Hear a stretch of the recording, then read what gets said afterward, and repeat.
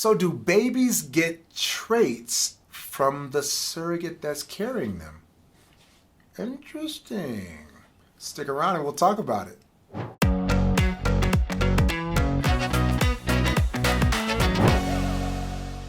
What's up? I'm Corlandos Scott and I'm a surrogacy attorney based in Los Angeles. That basically means that my practice revolves around helping people have babies.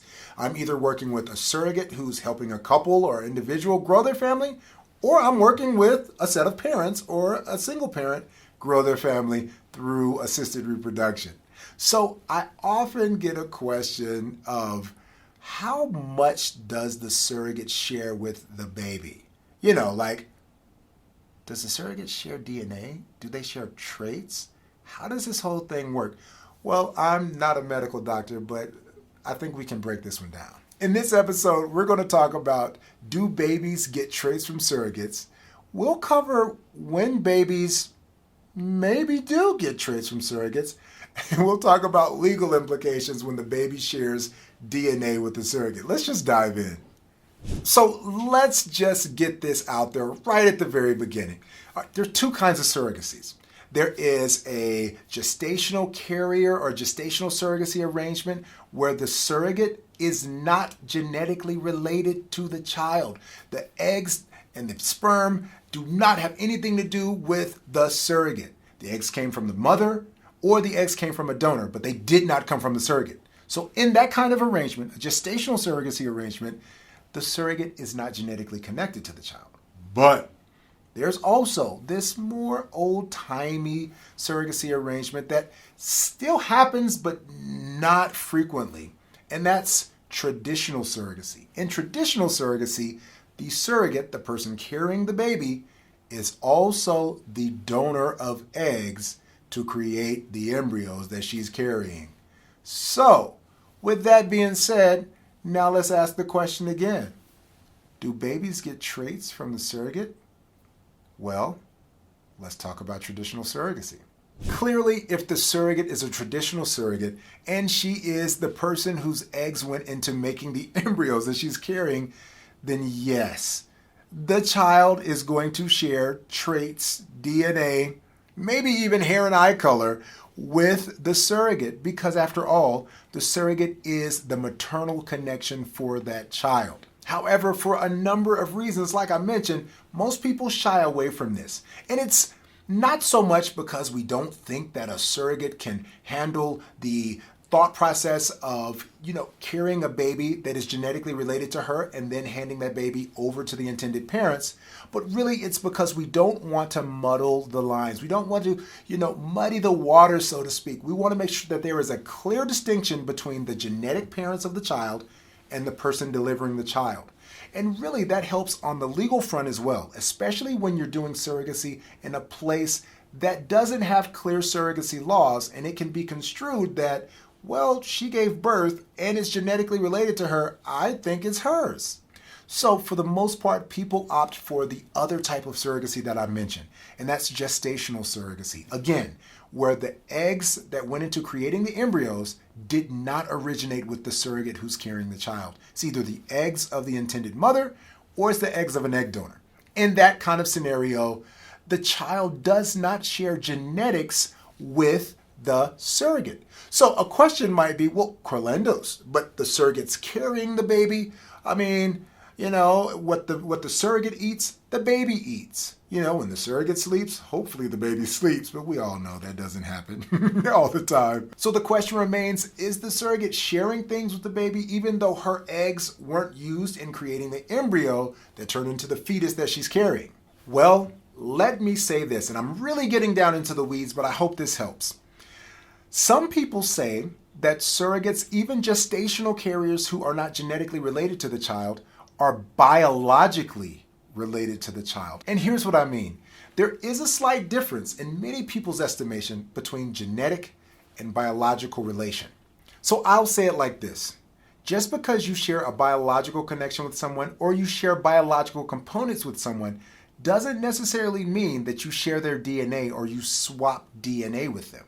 Think about it. You can think about anything from kissing someone to sharing a soda with someone. It's likely that you're going to share some biological components. but that doesn't mean that you take on that person's DNA or that that person becomes genetically connected to you.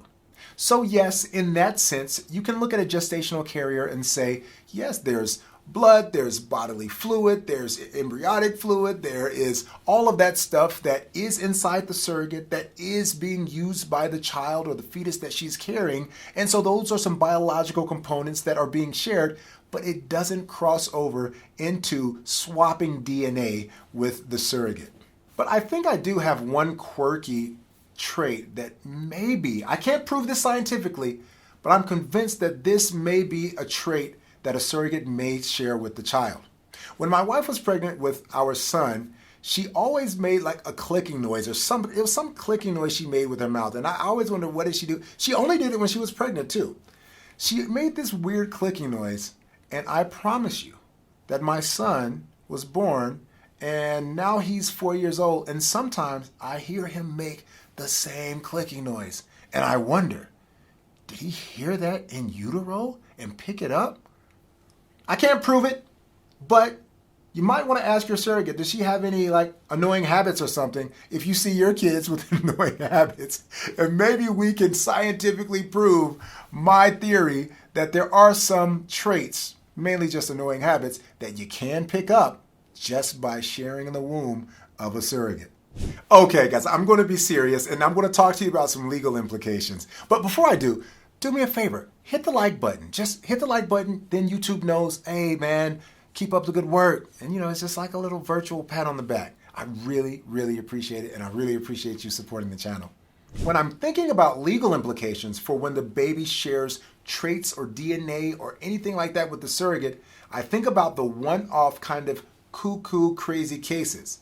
For instance, like in 2016, when a surrogate was pregnant with a surrogacy baby, that the transfer was successful, we got the pregnancy results, and she was pregnant, but she resumed sexual activity prior to being released to do so, and it just so happened that she ovulated around the same time that she had the transfer, and so she had an egg of her own that was ready to be fertilized.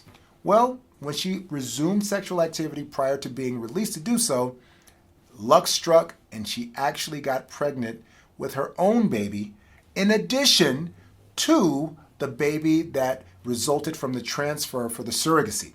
Well, early on, the parents didn't know anything. They realized that they had twins and they were so excited. Everybody was excited until later on when the DNA test was taken and they realized one of these babies is not ours. So what happens in that case? Well, in that case, she is the legal parent of the child. Now, unfortunately for the surrogate, the child was conceived outside of the terms of the agreement. Because remember, the surrogacy agreement says do not have sexual intercourse during a certain window because we're waiting to get results back from what happened in the embryo transfer. So when you do that and you get pregnant, that is a breach of the contract, but that doesn't necessarily give the parents, the intended parents, the legal right to take their baby and your baby, which the intended parents in this case entertained. They said, well, you know what? We gave you compensation for carrying twins, so we'll take them both.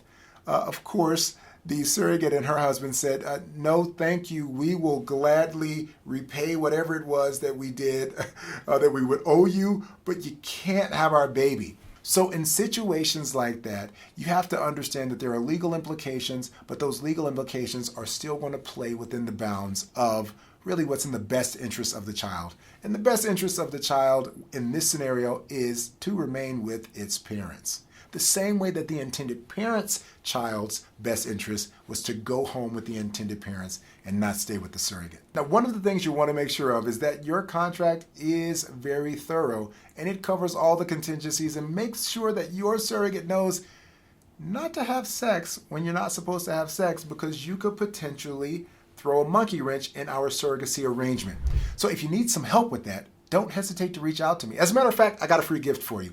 It's called my Surrogacy Success Seminar. And if you click the link below, you'll get the secrets of my surrogacy success. And you'll see exactly how to approach the surrogacy process without losing sleep, time, or money, and you'll do it in a way that's easy to understand. I'll even give you case studies of former clients of mine who have gone down the path that you're thinking about going down, and we can see where they went right, where they went wrong, and how you can avoid the mistakes that they made before we were able to work together. So, click below, get your free gift. I can't wait to see you there.